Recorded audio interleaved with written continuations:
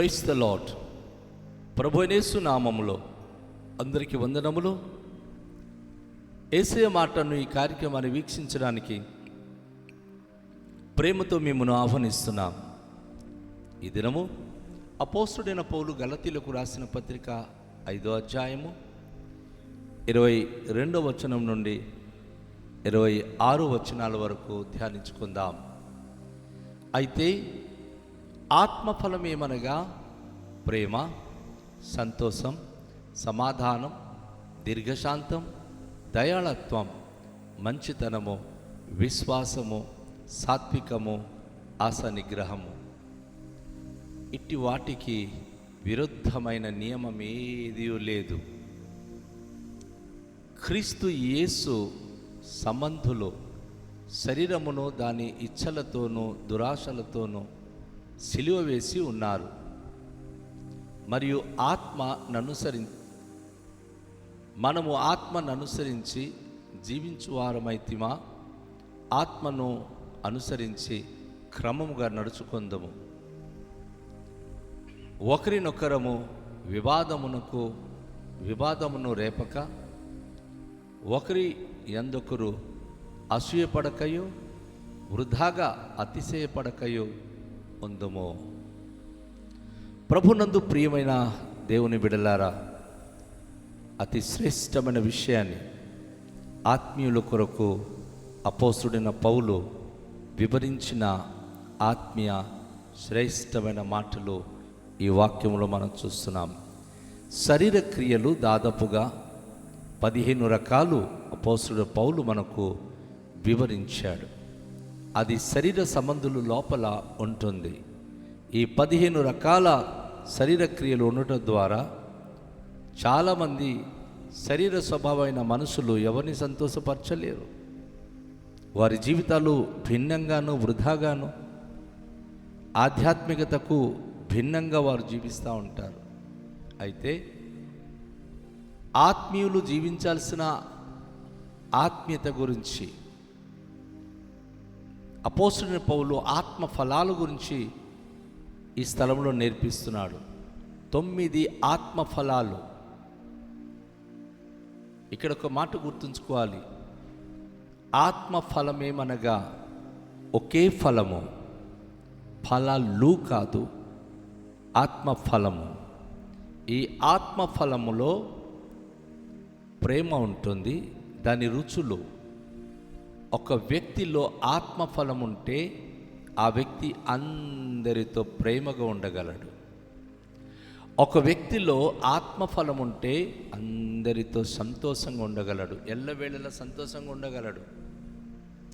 ఒక వ్యక్తిలో ఆత్మఫలం ఉండటం ద్వారా అందరితో సమాధానంగా ఉండగలడు, ఎవరితో వివాదములు పెట్టుకోడు. ఒక వ్యక్తిలో ఆత్మఫలం ఉండటం ద్వారా దీర్ఘశాంతము సహిస్తాడు. ఎవరు ఎన్ని మాటలు అంటున్నా, ఎవరు ఎంతగా దూషిస్తున్నా ఆ మనిషి శాంత స్వభావం. దీర్ఘశాంతం అంటే చచ్చే వరకు శాంత స్వభావం. ఎవరేదన్నా పోనీలేండి అనేశారు, తెలియక అనేశారు. ఇది దీర్ఘశాంతం కలిగిన వ్యక్తికి ఉండే లక్షణాలు. ఎవరిలో ఆత్మఫలం ఉంటుందో వారు ఈ దీర్ఘశాంతము కలిగి ఉంటున్నారు. అలాగే దయాగుణము, దయాళత్వము. ఎవరిలో అయితే ఆత్మఫలం ఉంటుందో వారు ఇతరుల పట్ల దయ చూపిస్తారు, వారు దయాళులుగా ఉంటారు. తర్వాత మంచితనము. ఎవ్వరితో చెడుగా ప్రవర్తించరు, చెడు మాటలు పలకరు, ఎవరితో అసత్య వాగ్దానాలు చేసుకోరు. వారెప్పటికీ మంచివాళ్ళు. వాళ్ళు పేరెత్తిన వెంటనే పలాని వాళ్ళు మంచివాళ్ళు అని చెప్తారు. మంచితనం లేకపోతే మోసగాళ్ళు, అనేక మందికి నమ్మించి దోక చేయువారు, ఇలాంటి పదాలు రాకూడదు. ఆత్మఫలం ఉన్న వ్యక్తి మంచితనం కలిగి ఉంటాడు. ఆత్మఫలం కలిగిన వ్యక్తి నమ్మకత్వంగా ఉంటాడు, విశ్వాసంతో ఉంటాడు. విశ్వాసం అనేది ఈరోజు ప్రపంచంలో చెయ్యరానిదంటూ ఏముండదు, సమస్తము చేయగలదు. ముఖ్యంగా దేవునికి ఇష్టమైన బిడ్డలుగా ఉంచగలదు. లోకంలో అందరితో కూడా మంచి విశ్వాస్యతతో ఉంచగలదు. ప్రేమ ఫలములో ఉన్న ఒక అద్భుత అనుభూతి విశ్వాసం, అలాగే సాత్వికము, అది యేసు ప్రభులో ఉన్న గుణము. ప్రభువారు అంటారు మత్తయి సువార్తలో, నేను సాత్వికుడను దీన మనసు గలవాడును కనుక మీ మీద నా కాడి ఎత్తుకొనని నా దగ్గర నేర్చుకోండి అని. కనుక ఆత్మఫలము కలిగిన వ్యక్తి యేసు ప్రభులో ఉన్న సాత్వికము తనలో ఆయన కలిగి ఉంటాడు. అలాగే చివరిగా 9వ ఆత్మఫలము ఆశ నిగ్రహము, అనగా సెల్ఫ్ కంట్రోల్.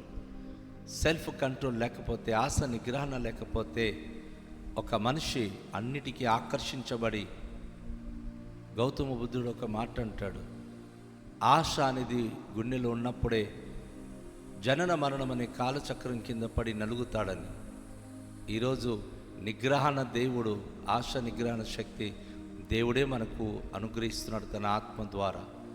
ఇట్టి వాటికి విరుద్ధమైన నియమము ఏదీ లేదు. ఈ 9 ఆత్మ ఫలం, దీనికి విరుద్ధమైనది ఏమీ కూడా లేదు.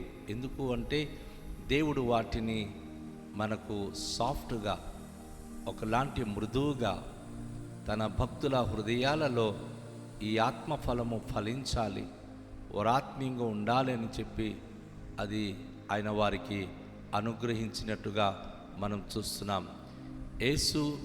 క్రీస్తు యేసు సంబంధులు శరీరమును దాని ఇచ్చలతోనూ దురాశతోనూ సిలువ వేసి ఉన్న, దురాశలతోనూ సిలువ వేసి ఉన్నారు. అద్భుతమైన మాటలు కదా.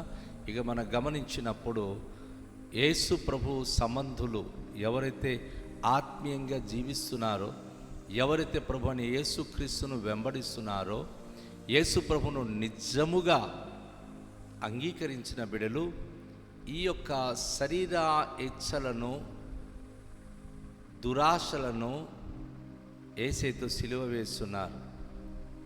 ఒక మాట నేను మీకు చెప్తున్నాను. దేవుని మందిరంలో వాక్యం విన్న తర్వాత వినే వాక్యమును ఆలకించి ఆ వాక్య ప్రకారంగా జీవించేవారు యేసును ధరించిన వారు.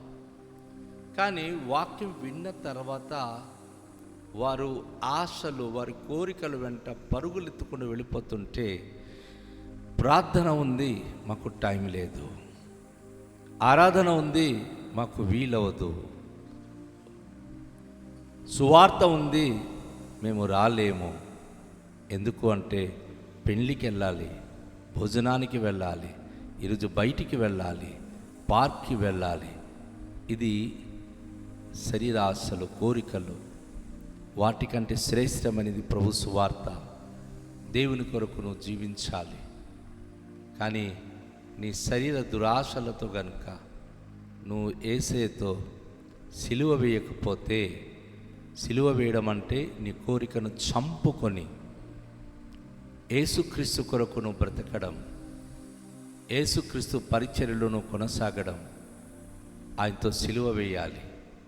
అయితే మనము ఆత్మను అనుసరించి జీవించు వారమైతిమా, ఆత్మను అనుసరించి క్రమముగా నడుచుకుందుమో.